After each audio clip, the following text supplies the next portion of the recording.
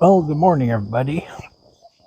Uh, I haven't been making any videos lately because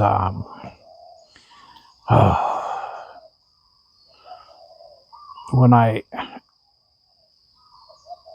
make a video, it's about my memories. Um, and I have most of my memories are good, happy memories. Um, some of them, not so much. Anyways, uh, today's kind of one of those follow ups for the tow truck thing. And it all started when I was about 15 years old. They opened a little place um, for the kids to go safe, from the alcohol and drugs and whatnot, you know. And this is, you know, back in, I don't know, early to mid 70s. Um, and they gave a bunch of money, um, a grant for, and a bunch of equipment, like pool table, ping pong, foosball, air hockey, um, pinball machines, um, board games, and stuff like that.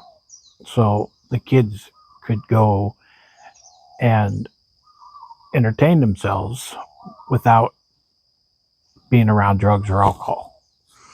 And they hired um, 3 people.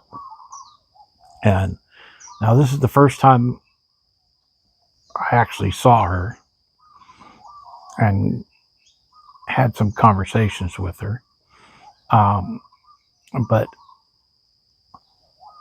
like I said, I was 15. She was 29, 30. She was a teacher. Um, and, um, but what attracted me the most, and I couldn't take my eyes off it, was her camel toe.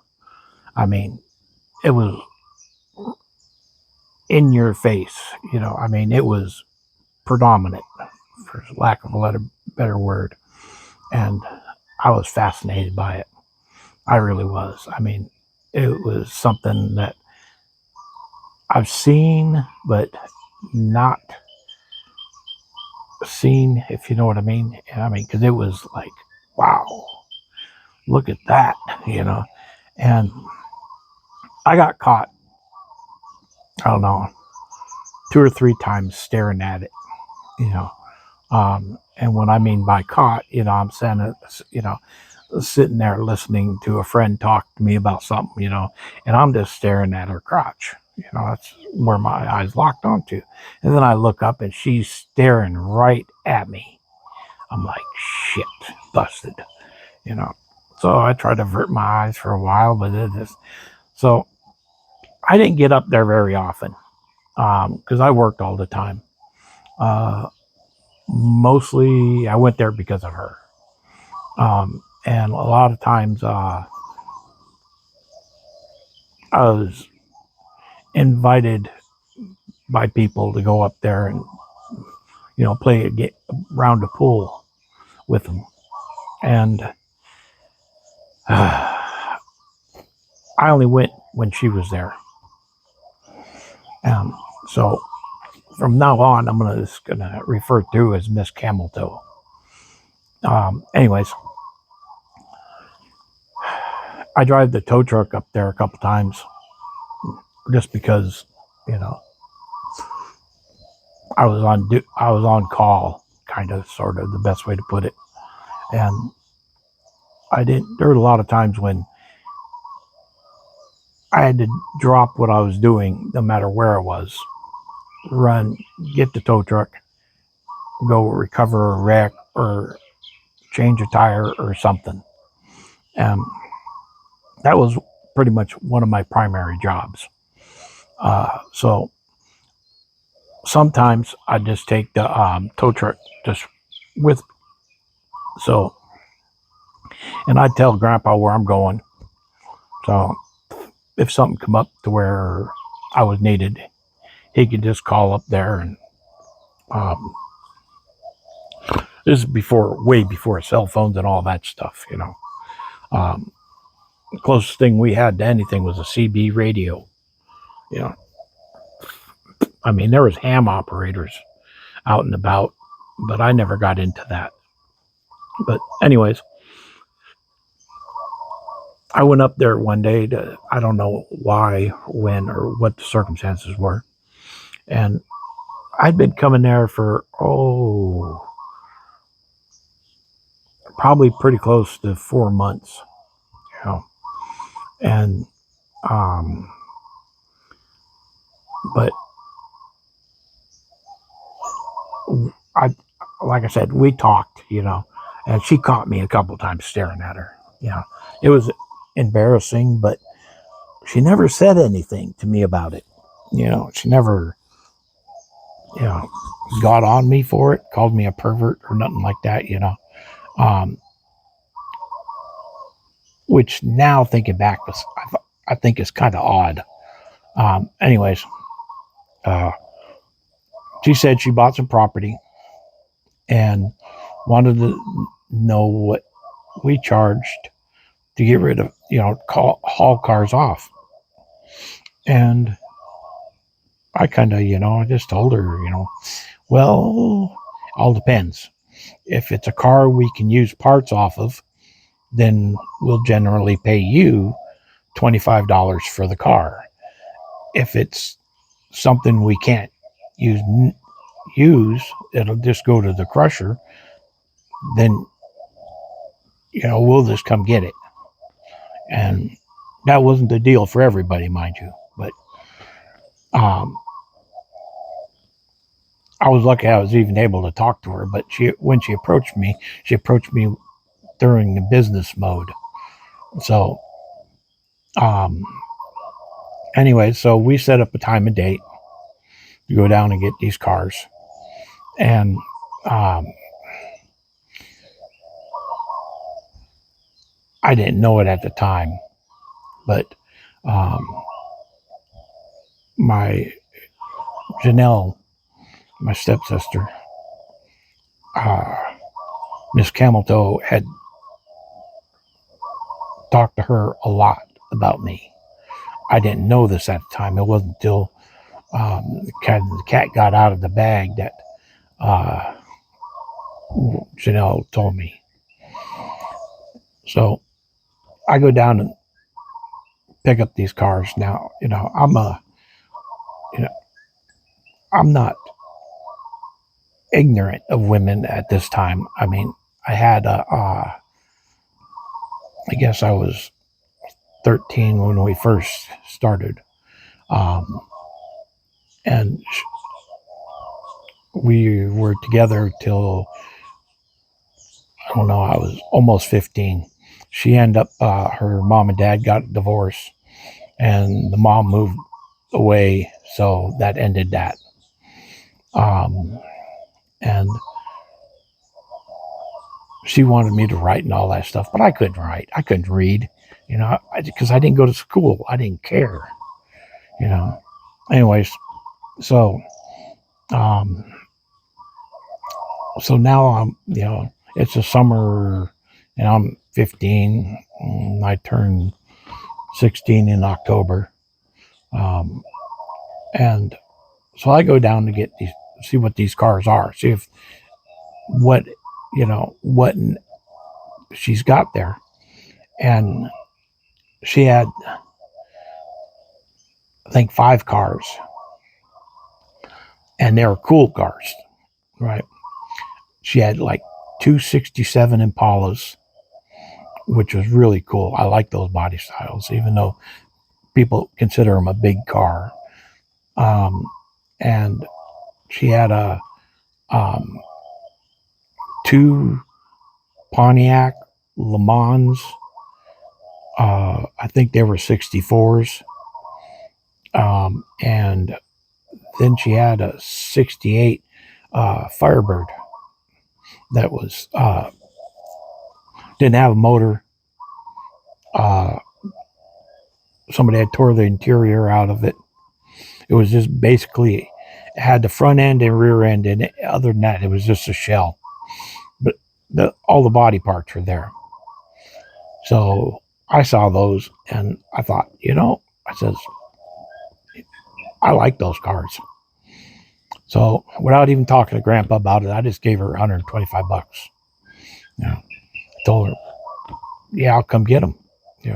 So that day I hooked up the first one, the Firebird, and I took it straight to the house, right to the barn, parked it there. And the next day, I had to go to work at the dairy, so I didn't get off till a little afternoon.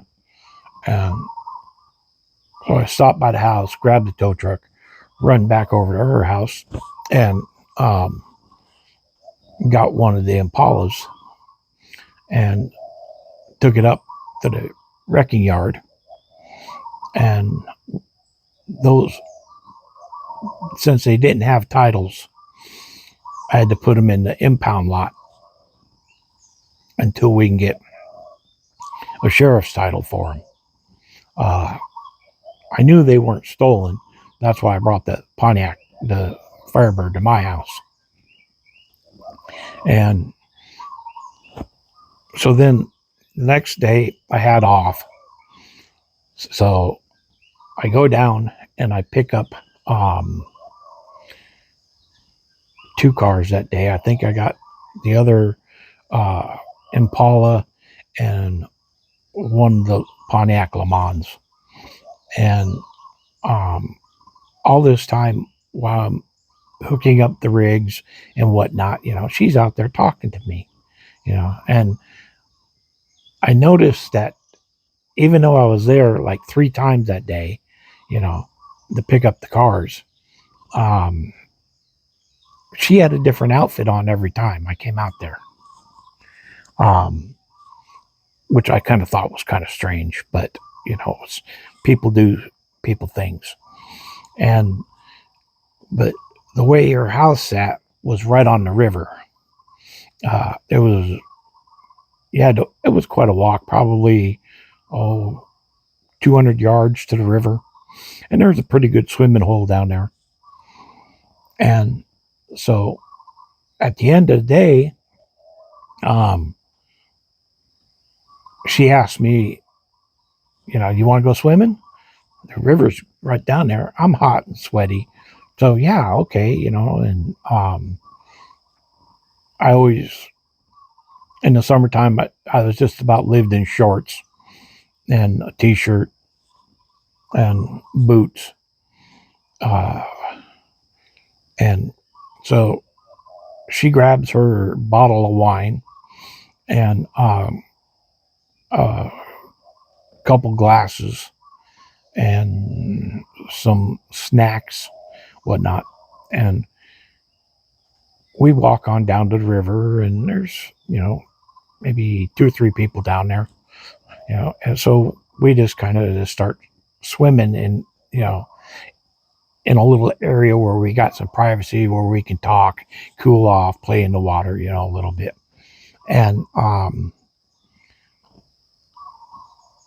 think she had quite a bit. She probably finished off one bottle before she brought the other bottle down the swimming hole. Because we got to talking down at the swimming hole, and I was getting vibes, so I hit on her, just kind of wanted to see what she would do, and she let me know she was available. So we quickly packed everything back up and boogied back up to her house and spent one of the best nights of my life there. I mean, Miss Cameltoe did not disappoint. I mean, that it was amazing. So the next day, I get up. I didn't call Grandpa to tell him where I was, which was kind of a big no-no that night. But when I got up in the morning, I called Grandpa. I think it was like seven or so o'clock, and he asked me, "Well, where have you been?" I said, "Well, I kind of got hung up." And then she said something, so Grandpa realized that I was with somebody.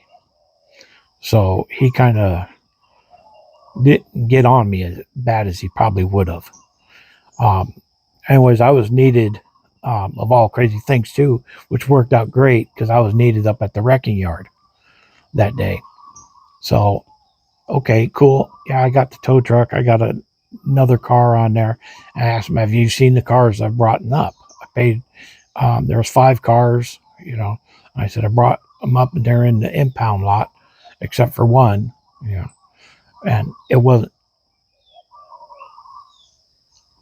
It was the Firebird that wasn't in the impound lot. It wasn't the one on the back of the truck, which he thought it was.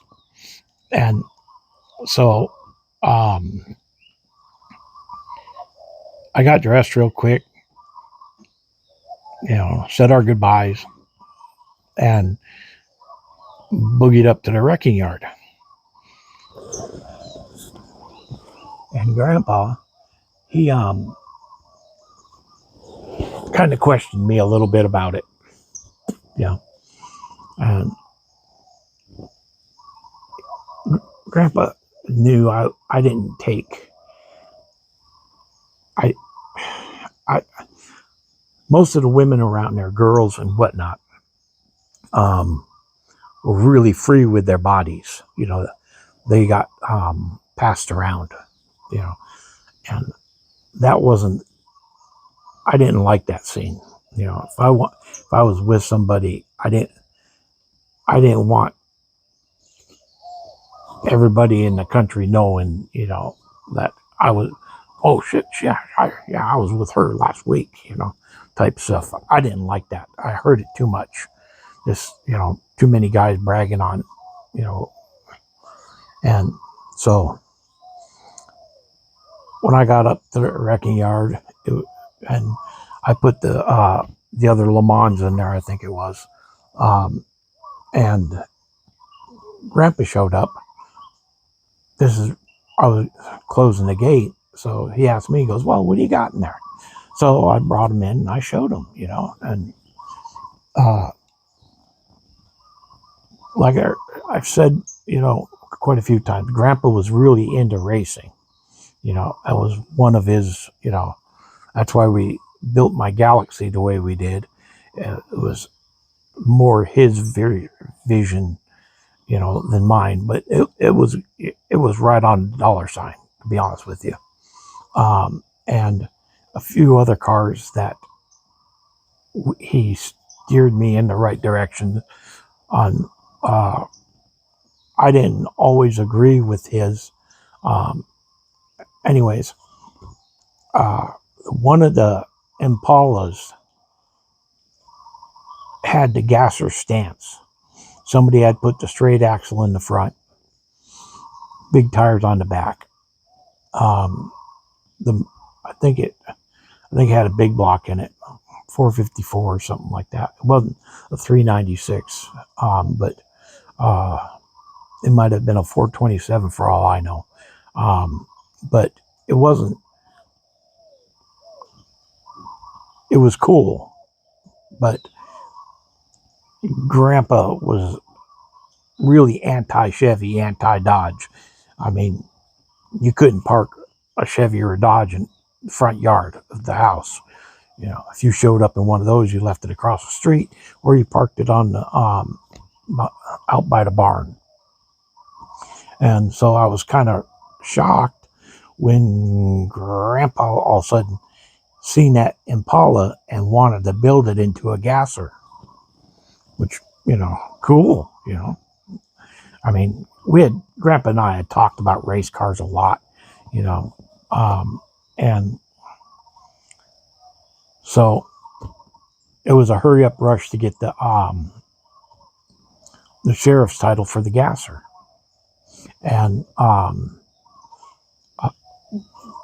it was easier because the way you used to be able to do it is the sheriff would come up, write down the VIN numbers, go into however they did it.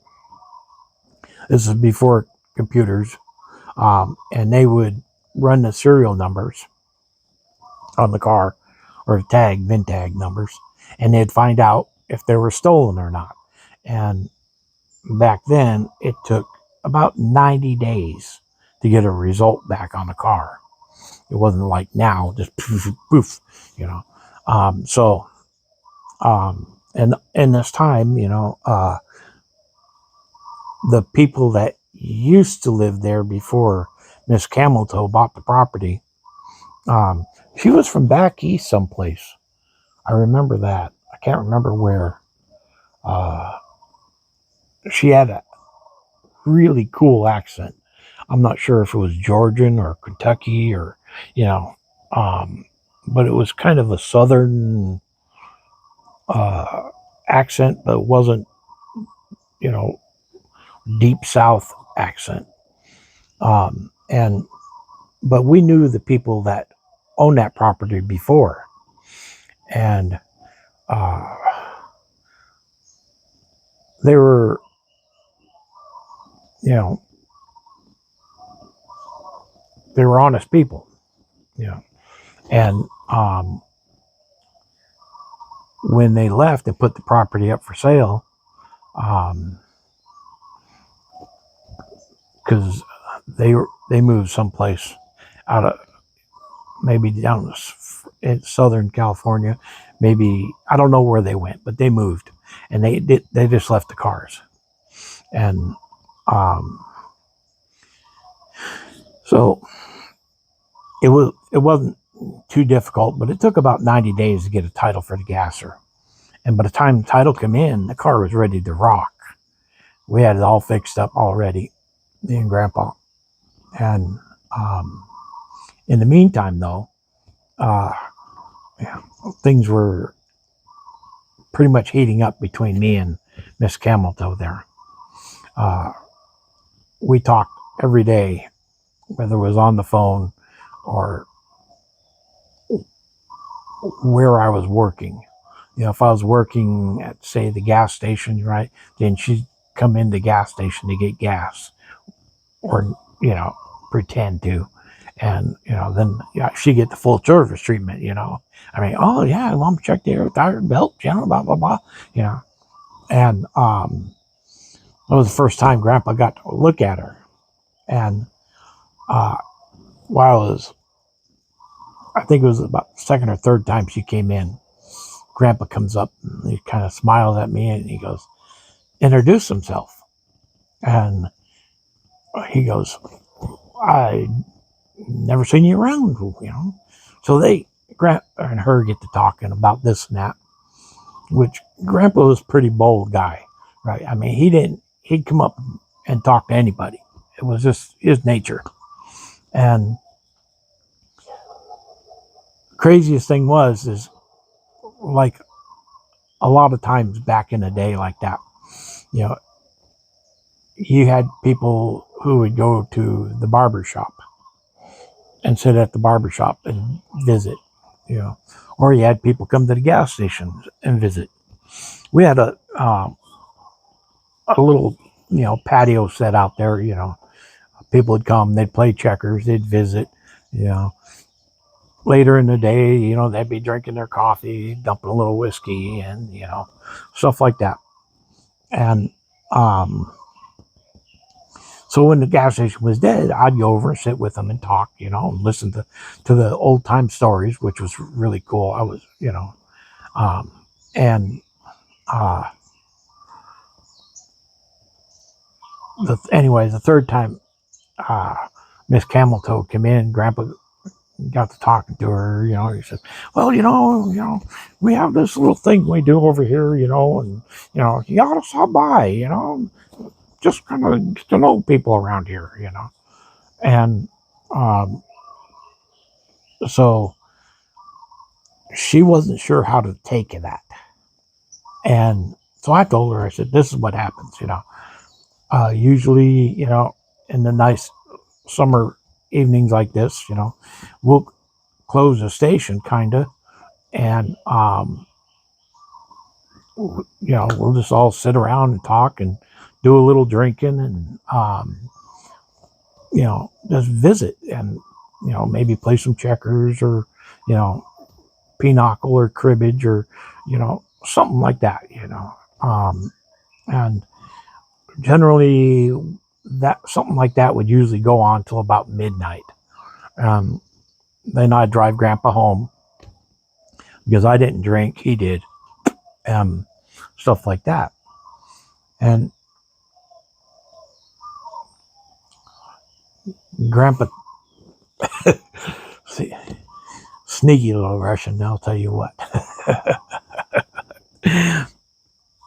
Anyways, he told her about my cottonseed bed, and because he, kind of joking with her, he goes, "Yeah, have you seen the cottonseed bed?" And she, what? What are you talking about? Yeah.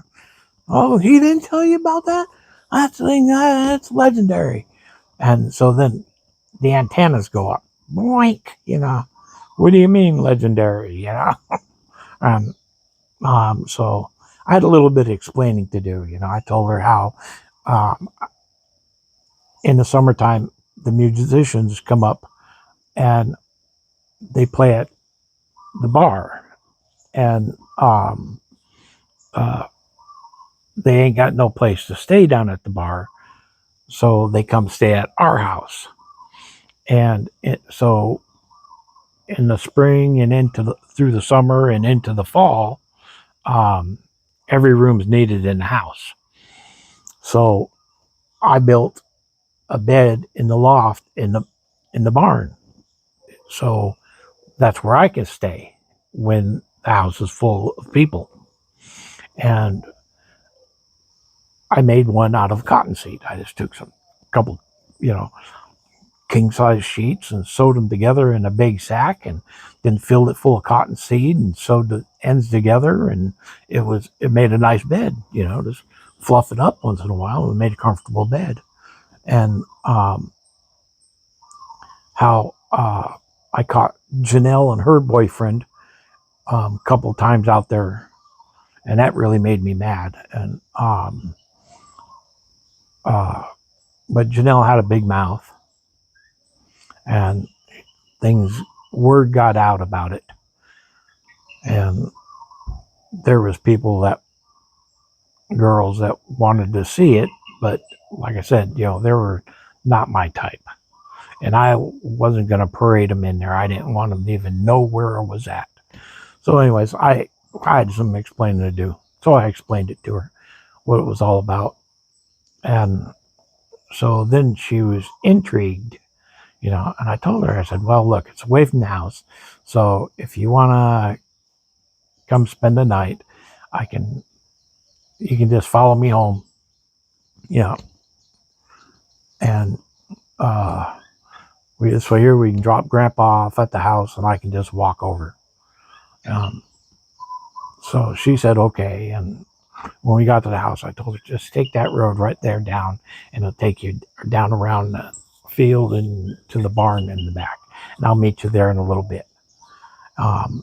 And so when I get to the barn, and get all the lights turned on, and have her pull her car in, close the barn doors, and show her the place. And I think we had the gasser there at the time, uh, finishing up the work on it, and she was amazed to see the car there. What are you doing with this one? So I explained to her what a gasser was, and showed her my Galaxy and my Buick.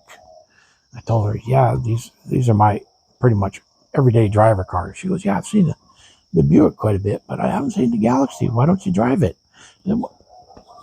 I don't want to ruin it. You know, things happen, over here. I mean, I'd hate to ruin the Buick, but I mean, if it's the lesser of the two evils, I mean, that's why I got all these junkers out here, because I'll drive one of them instead of, one of my favorites. When the weather starts turning, if it rains too much or stuff like that, then I don't take my cars out. Those stay in the barn. I'll drive one of the junkers, like the Dodge Valiant, little straight slant six with the little four speed in them, or the Mercury Comet that had a little 260 with a 4 speed in it. Maybe had a little 289. I'm not really sure. They took the same parts. 302 pretty much the same points and plugs and everything. So, and so I brought her up and showed her the bed, the cottonseed bed. And she kind of gave me a puzzled look. And so I pushed her down on top of it. Yeah. And that was it. Wow. She was just gung ho for that. So it was another wild night that, I'll never forget. And we did, and then school starts and, around first, second, somewhere first week in September. Right. I don't go to school. I hate going to school. So it went on like this, we'd get together when we could, with her being a teacher, having to go to school, to teach and whatnot. We couldn't spend a lot of time together. But when we could, we did. And I was probably, I don't know, probably 15 miles from her house, where we lived. And there was times when I just tell her, yeah, I'll just meet you at your house, and boogie over there, I had time, she usually got home, I don't know, 5:30, 6 o'clock, and by then it was getting dark about then. So anyways, so then I get in trouble with the truant officer, and now I got to go back to school. And between where we lived and where the gas station in the town was a school there that was from on one side of the road was kindergarten to I think about 7th grade, and then on the other side of the road was from 8th to 12th grade. You can imagine there wasn't a lot of kids in school. I mean, I think our school maybe had, I don't know, maybe 50 kids, from 8th to 12th, like our graduating class was 4, maybe 5, at the time, different years. And one of the trips into town, we drove past the school. She asked me, is that where you go to school? I said, that's where I used to go to school. Because we had talked about it. I told her I don't go to school. I hate going to school. Right. And, but what had happened there is that most of the school was Mexicans. Right. Now, I don't have a problem with Mexicans, but they have a problem with me. I started dating one of the Mexican girls, and they got all pissed off. They knocked the headlights out of my car. They knocked the taillights out of my car, and I think a side window. And flattened all the tires. Um, the principal didn't want any trouble, um, so he didn't do anything about it. Well, okay, you little bastards, I'll deal with it. So I went there one day, you know, picked up my car with the tow truck, put tires on the back of it so I could tow it off. Got out of the tow truck, grabbed my hammer to bust out windows, and I burned 4 cars to the ground that day. Bust a window, throw a Molotov cocktail in, bust a window, and the school emptied out when they started seeing the flames. And because when I pulled in with the tow truck to get my car, they're all glued to the windows to see what was going on outside. And then when they saw the flames, everybody come running out of the building. And the 4 little shitheads that vandalized my car were screaming at me in Spanish, calling me all kinds of names. And principal, he comes running out of there. He's all mad at me. What do you expect? You wouldn't do anything. I had to. I ain't gonna. I don't play that game. And so I got banned from school there. I couldn't go to school there. Instead, I had to go to the other school, which is a much bigger school. But it was, I don't know, like 65 miles away. And I had to drive almost 25 miles just to catch the school bus. And I didn't like that either. That was just a waste of time. And Rex Murphy hated me. He was the highway patrolman. Every chance he saw me on the road, he'd stop, give me a ticket for driving without a license. Um, um, anyway, so now I have to go back to school. Well, we both assumed the same thing, right? She assumed that I was going to the school that I was kicked out of. I assumed she was a teacher at the school I got kicked out of. I didn't know she was a teacher for the other school. So I get there and I'm going, to my classes, and I walk in to the English teacher's class, which was hers, and stop dead in my tracks. And she looks at me and she goes, "And you are?" I said, "Late." I handed her my slip from Uncle Bob, and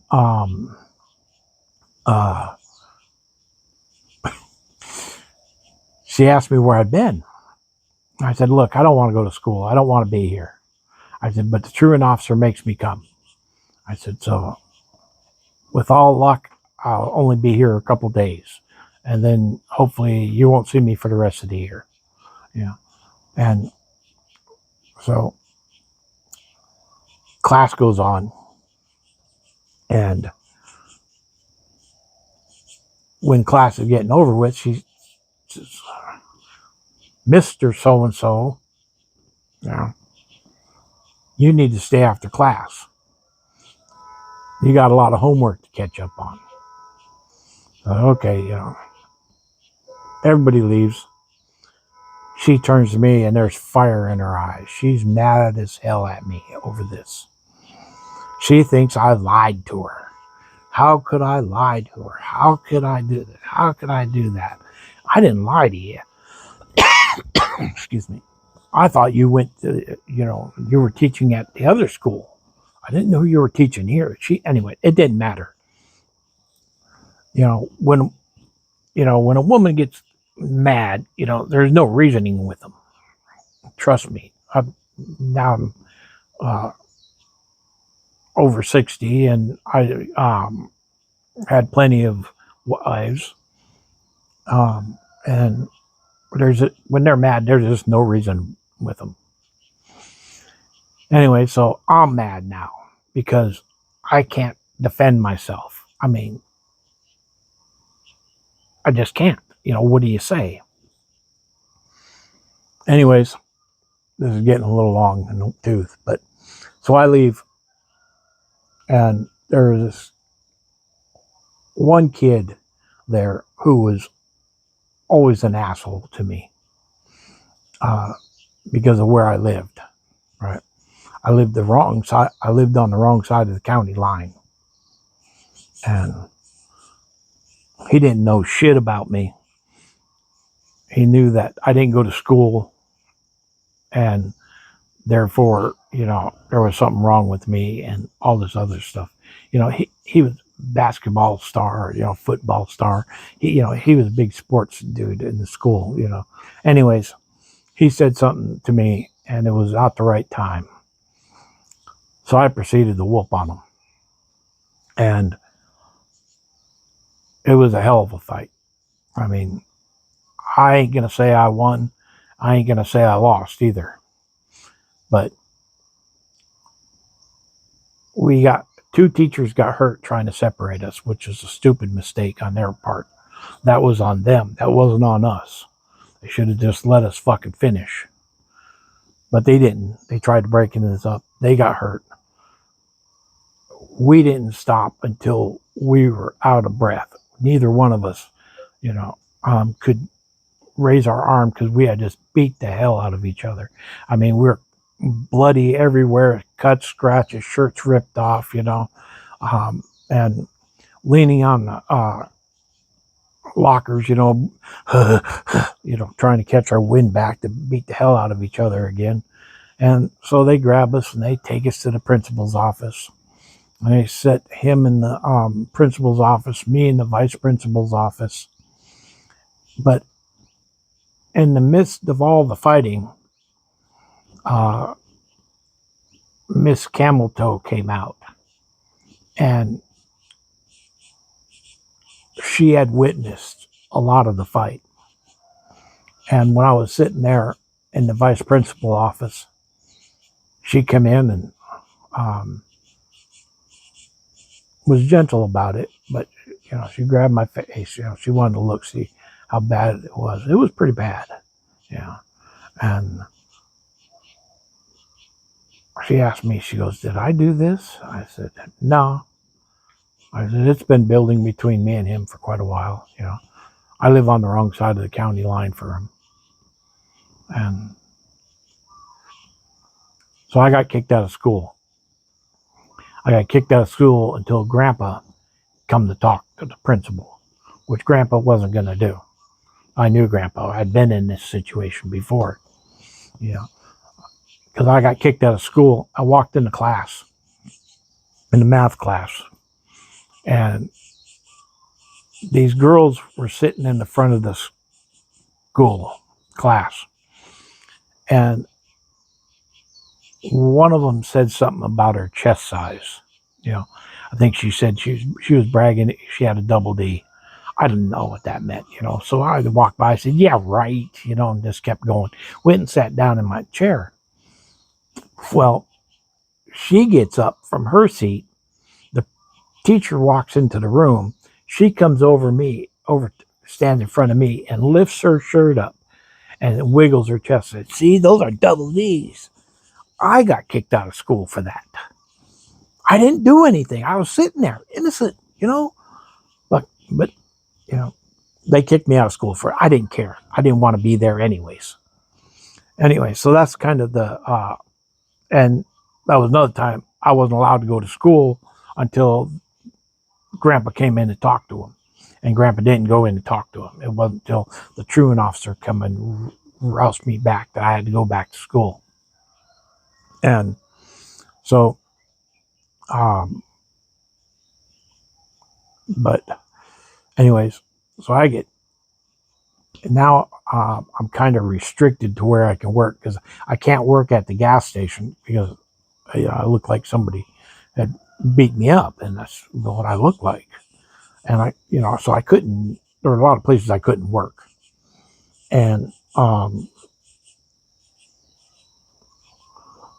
I could work at the dairy, I could work at the slaughterhouse, I could work at the wrecking yard, but I couldn't work at the gas station. I couldn't drive the garbage truck for Grandpa until my face healed. And so, anyways, she finally tracks me down after probably about a week after it happened. And we sat down and talked about it, about, I told her, I said, I didn't lie to you. I says, man, I told you I don't like going to school. And so I told her what happened at the previous school, the reason why I couldn't go there. And I told her, I said, like now, I said, I'm kicked out of school until Grandpa goes talk to him. And Grandpa's not about to go in and talk to him. It ain't what Grandpa does. So we worked things out. And life kind of went back to normal for me. And then, I don't know, I'd turned 16. I think it was February or March sometime. A little over a year we had been together. And she disappeared.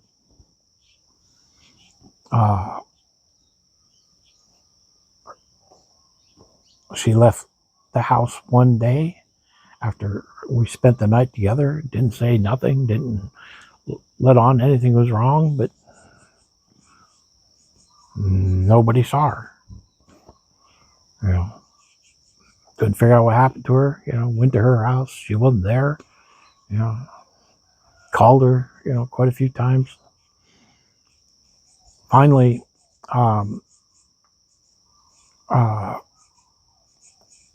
the school reported her missing, and so Lyle knew what the sheriff there. He knew we had been seeing each other, so he come to me about it, and I told him, I said, I don't know. I said, I'd really like to know. I said, she got up one day and left, and so he put out an APB, missing person, and all that stuff. And like I said, this was February, March, somewhere in there, and nobody ever took in. We drove the roads all the time, and we knew there was times when the roads were bad, and and you get a vehicle, to accommodate those. And but anyways, I guess it was about the end of August when they found her. I'm not sure what circumstances were. All that time passes, tracks get erased. Anyways, she had gone off over a cliff, or cliff bank, and if the car would have made it to the river, she probably would have survived, or been found sooner, best way to put it. But she didn't. Her car got hung up in the trees up on the mountain, halfway down or so. And if it wasn't for these people who were riding the rapids at the time, river rafting, it wasn't nothing like today and all that stuff. It was just a bunch of friends with, inner tubes with a cooler strapped in the middle, drinking beers and floating down the river. Was rafting back then. And anyways, so they call the sheriff. The sheriff goes down, recognizes the car immediately, calls Grandpa, and tells Grandpa, don't bring me. And I'm sitting right beside Grandpa when he gets a call. And so when he said that to Grandpa, Grandpa looked straight at me. And so I knew something was up. Intuition, I don't know what it was, but I knew it was her. I knew that it found her. And they did. When she crashed into her car, she was trapped into the car. She died in the car. And can you imagine 6 months what a body is like trapped inside a hot automobile? Because the summer's, 110, 112 degrees.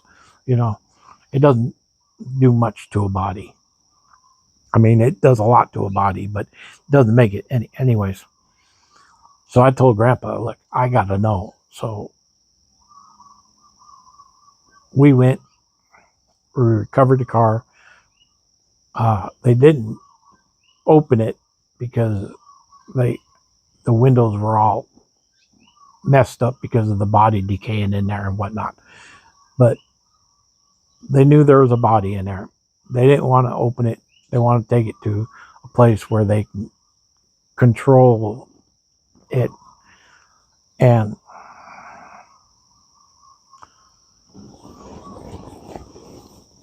this is how mean my grandma was.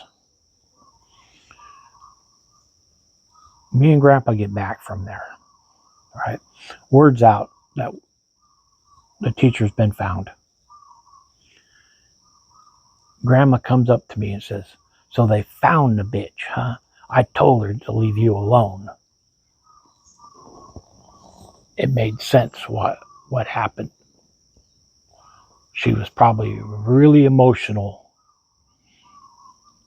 and all I can think is, she wasn't in the mood for driving. She shouldn't have been driving. Anyway, she crashed the car and died, and took my first true love with her. That's why I hated Grandma, because she was just mean woman. Anyways, that's all I got for now. God bless you guys. Have a good day.